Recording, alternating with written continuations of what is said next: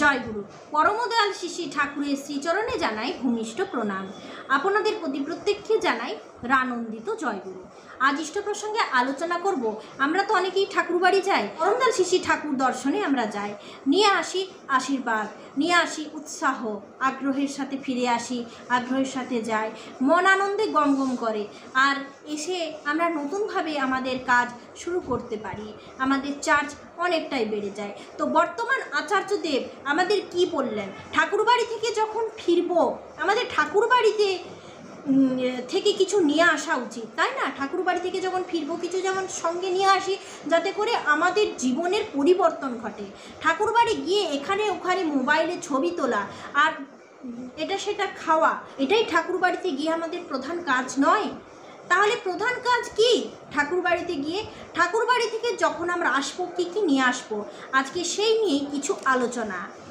ঠাকুর বাংলার চারপাশে দেওয়ালে দেওয়ালে লেখা আছে পরম দয়াল শ্রী শ্রী ঠাকুরের লেখা কত বাণী, জীবনের বাণী, অগ্রগতির বাণী, মৃত্যুকে জয় করবার বাণী। মানুষ মন্ত্রমুগ্ধ হয়ে চারিদিকে চোখ ঘুরিয়ে ঘুরিয়ে সেই সব পড়েন। আর কিছু বাণী লেখা আছে এখানকার জীবনের ছন্দে, গাছপালা প্রকৃতির ধূলিকণার মধ্যে যে অমোঘ ছন্দ বয়ে চলেছে, সেই ছন্দে কান পাতলে সে বাণী শোনা যায়। আজ 13ই নভেম্বর, ছোট বড় কোনো উৎসব নেই, কিন্তু বহু মানুষ এসেছেন আজ। গম গম করছে আশ্রম, সর্বত্র যেন শোনা যাচ্ছে প্রেমের মন্ত্র। মানুষ মানুষ আরও মানুষ, আরও জীবন, আরও প্রাণ, আরও প্রেম। তাই তো প্রাণকে শুধু শুষ্ক আচার মন্ত্র দিয়ে নয়, রবীন্দ্রনাথের মুক্তধারা নাটকের যুবরাজ অভিজিতের মতো প্রাণকে প্রাণ দিয়ে জাগাতে সবাই এসেছেন। অসংখ্য মানুষ উপস্থিত হয়েছেন আশ্রমে, সকলের প্রাণ ভোমরা আচার্যদেবের সমীপে। মধ্যমগ্রাম থেকে এসেছেন এক মা, স্বামী মারা গেছেন 1 বছর হয়েছে, মেয়ের বিয়ে দিয়েছেন, এখন তিনি একা, নিঃসঙ্গতা তাকে গ্রাস করেছে, কিছুতেই একাকিত্ব কাটাতে তিনি পারছেন না, দিনে দিনে বিষাদগ্রস্ত হয়ে পড়ছেন। পরম পূজ্যপাদ আচার্যদেব বললেন, সব থেকে বড় কথা, মন বলে যে একটা জিনিস আছে, সেটার খোঁজ আমার কাছে তখনই হয় যখন সেটা খারাপ হয়, তার আগে সেটার খোঁজ থাকে না। স্বামী মারা গেছেন, এ অবশ্যম্ভাবী সত্য, এটাকে মেনে নিয়ে তার স্মৃতিগুলোকে নিয়ে এবার জীবনের কাজে এগোতে হয়। আর মেয়ের বিয়ে দিয়েছ, সেই দায়িত্ব পূরণের অবসরটা এবার উপভোগ করো। তোমার তো ভালো থাকার কথা, তুমি বিষাদগ্রস্ত হয়ে পড়ছো মনে, ঘরের মধ্যে বসে দিন রাত শুধু অতীত নয় ভবিষ্যতের কথা চিন্তা করছো।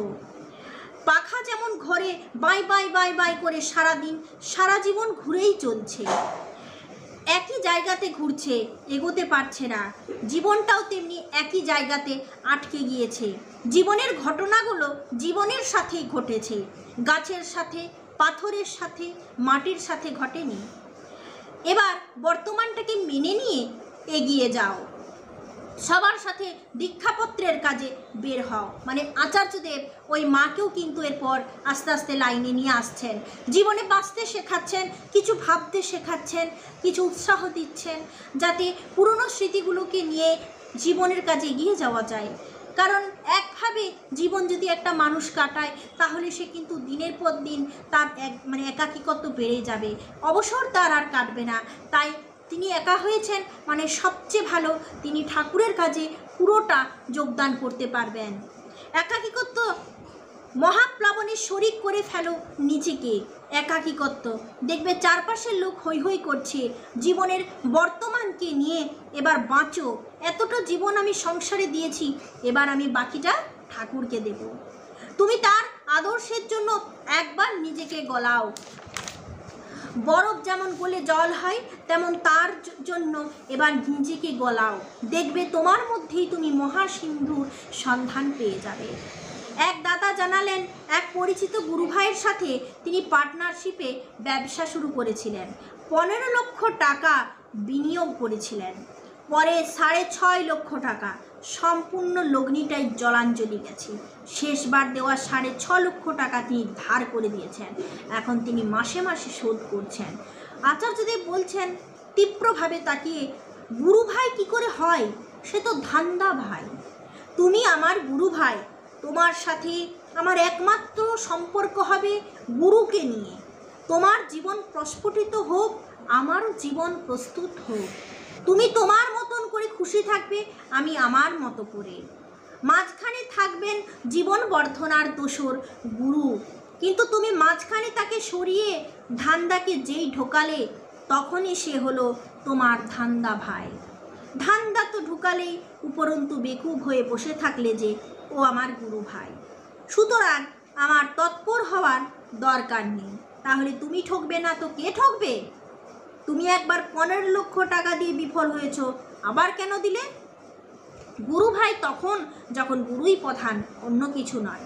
এখন ওই বিজনেসে দুজনের মাঝে যা যা কিছু স্থাবর অস্থাবর অবশিষ্ট আছে, যত তাড়াতাড়ি সম্ভব সব গুছিয়ে সেখান থেকে বেরিয়ে এসো।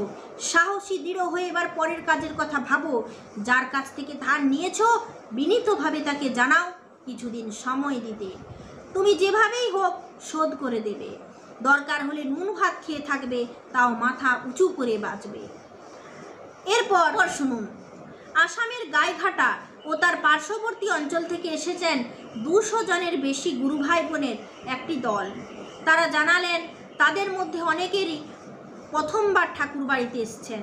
ঠাকুর আচার্যদেবকে প্রণাম করতে চায়।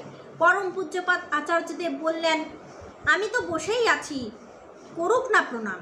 নিবেদনের কার্যের সহায়ক অমুদা জানালেন, আগে ওনারা কিছু বলবেন না, ওনাদের কোনো কথা নেই, কিন্তু আপনার কাছ থেকে কিছু কথা না শুনে ওনারা যাবেন না, ওনারা ওইখানেই বসে থাকবেন। আচার্যদেব বললেন, এরপর শুনুন, ঠাকুর বাড়িতে আসা তো সৌভাগ্যের, কিন্তু এখান থেকে যদি কিছু নিয়ে যাওয়া যায় যেটা তোমার জীবনের কিছু পরিবর্তন করবে, সেইটা হলো আসল কথা। নচেত ঘুরে ঘুরে মোবাইলে ছবি তুলে এদিক ওদিক পাঠিয়ে মনের মধ্যে বকবগানি নিয়ে এত দূর এসে আবার বকবগানি নিয়ে বাড়ি ফিরতে হবে। তুমি তোমাকেই নিয়ে বাড়ি ফিরবে। মুখে হয়তো চুপ করে বসে আছি, কিন্তু মনের মধ্যে বকবগানি চলছেই। ঘর সংসার অতীত ভবিষ্যৎ, বর্তমান তো সেখানে থাকে না, শুধু ভবিষ্যৎ নিয়ে নয়তো অতীত নিয়ে মন কচলানো। তাই যদি হয় তবে এখানে এসে কিচ্ছু হবে না। মুখে কিছু না বলে চুপ করে বসে থাকো না কেন? আমার কথা শুনেও কোনো কাজ হবে না, এই এত দূর এসেও কিছু পাবে না। এটা মনে যদি রাখা যায় তাহলে দেখবে একটা বিন্দু হলেও কিছু পাবে। এটা মহা সিন্ধুর জায়গা। এখানে যে আসে সে কিছু না কিছু হলেও নিয়ে যায়। দারুণ কথা বলে দিলেন। সত্যি ঠাকুর বাড়িতে গেলে যে কি হয়, এটা আচার্যদেব বললেন, এটা হচ্ছে মহা সিন্ধুর জায়গা। এখানে যে আসে সে কিছু না কিছু হলেও নিয়ে যায়। যা দেখা হচ্ছে, যা কথা হচ্ছে, সবের মধ্যেই তো জীবনের কথা আছে, কোথাও কি হবার কথা আছে? কিন্তু এই বকবগানি যদি চলে মনের মধ্যে, তাহলে সে কিছুতেই পূর্ণভাবে বর্তমানে থাকতে পারবেন না। ঠাকুর বলেছেন, বকবগানি পূর্ণত্বের লক্ষণ নয়, সে সারাক্ষণ অপূর্ণই থেকে যাবে। এখানে এসে দেখো ঠাকুর কেমনভাবে থাকতেন, কেমন তার জীবন, কেমনভাবে মহাজীবনে উত্তীর্ণ হওয়ার কথা তিনি আমাদের বলে গেছেন। সব ঘুরে ঘুরে দেখো। পেছনে চুপ করে শান্ত হয়ে বসে থাকলে শুনতে পাবে হয়তো কোনো একটা কথা একটা লোককে বলা হচ্ছে, সেটাই আমার জীবনের কথা, তাতেই আমার জীবন পূর্ণ হয়ে উঠবে। কিন্তু মনের মধ্যে যদি বকবগানি চলে, তাহলে এত দূর এসেও কিচ্ছু নিয়ে যেতে পারবে না। তুমি তোমাকেই নিয়ে বাড়ি ফিরবে। ঠাকুর বাড়ি এলাম সেটা খুব ভাগ্যের কথা, কিন্তু জীবনে কি আহরণ করে নিয়ে ফিরলাম, সেটাই তো হলো আসল সৌভাগ্য। এইভাবে তিনি আমাদের বারংবার বোঝাচ্ছেন। ঠাকুরের বাণী চতুর্দিকেই লেখা আছে। দেখবেন ঠাকুরের বাণীর তো শেষ নেই। প্রত্যেকটা গেটে, প্রত্যেকটা জায়গায় একটা বাণী আছে ঠাকুরের। ঠাকুর বাড়িতে গেলে এই বাণীটার প্রতি আমি খুব আকর্ষিত হয়ে যায়। আপনাদের বলি সেই কথাটা। দেখবেন ঠাকুর বাড়িতে একটা বাণী আছে, বাড়ির সাথে আমি বাণীটা আমার ঠিকঠাকভাবে মনে নেই ঠিক লাইনগুলো, কিন্তু বাণীটার অর্থ আমার মনে আছে। সেটা আপনাদের আমি শেয়ার করছি। ঠাকুর বাড়িতে যাবার সময় যদি বাড়ির লোকের সাথে মনোমালিন্য করে যাই, তাহলে ঠাকুরের মুখ ভার দেখব। এটা এই বাণীটা আমি যাই আর গিয়ে বারবার পড়ি। আর সত্যি তাই, ঠাকুর বাড়ি যাওয়ার সময় বাড়ির লোকের সাথে ঝগড়া অশান্তি মনোমালিন্য করে কিন্তু যেতে নেই, তাহলে আমার ঠাকুর মনে কষ্ট পাবেন, আমি গিয়ে তার মুখ ভার দেখব। এই বাণীটার প্রতি আমি খুব আকর্ষিত হই। প্রথমে আমাদের গিয়ে কাজ হচ্ছে ঠাকুর কেমনভাবে থাকতেন, ঠাকুর কি করতেন, তার জীবন, আচার্যদেবের কিছু কথা, সেগুলো বসে শোনা। সত্যি আমি আলোচনার শুরুতেই বললাম না, এদিক ওদিক ঘোরা আর শুধু জিনিস কেনাকাটা করা আর ভালো মন্দ খাওয়া, আর এই এসেছি আর কি আসবো এই বলে কত কিছু খেয়ে নিলাম, কত কিছু কিনে নিলাম, প্রচুর টাকা পয়সা খরচা করে নিলাম, চতুর্দিকে ছবি তুলে হোয়াটসঅ্যাপে পাঠাতে রইলাম। এগুলোতে আমরা খুব বেশি ব্যস্ত হয়ে পড়ি। এর ফলে ঠাকুর বাড়ি থেকে যেটা নিয়ে আসার সেটাই আমরা নিয়ে আসতে ভুলে যাই। সৌভাগ্য করে যায়, পৌঁছে যায়, সকলের দর্শনও মিলে যায়, কিন্তু আসল কাজটাই হয় না। তাই তিনি বললেন, যিনি আসেন তিনি কিছু নিয়ে ঠিকই যান, কিন্তু মনের মধ্যে যদি বগবগানি চলতে থাকে অ্যাকচুয়ালি কিছুই পাওয়া যায় না। অতীত ভবিষ্যৎ সব কিছু নিয়ে টেনশন সবসময় যদি চলতে থাকে, তাহলে বর্তমান পরিস্থিতিটাকে আমরা কিভাবে অনুভব করব, কিভাবে আমরা উপলব্ধি করব? উপলব্ধি না করলে আমরা সেই অনুভবটা পাবো কোথা থেকে, আমরা আনন্দটা পাবো কোথা থেকে? তাই তিনি বলছেন, এ মহাসিন্ধুর জায়গা, এখানে যে আসে সে কিছু না কিছু হলেও নিয়ে যায়।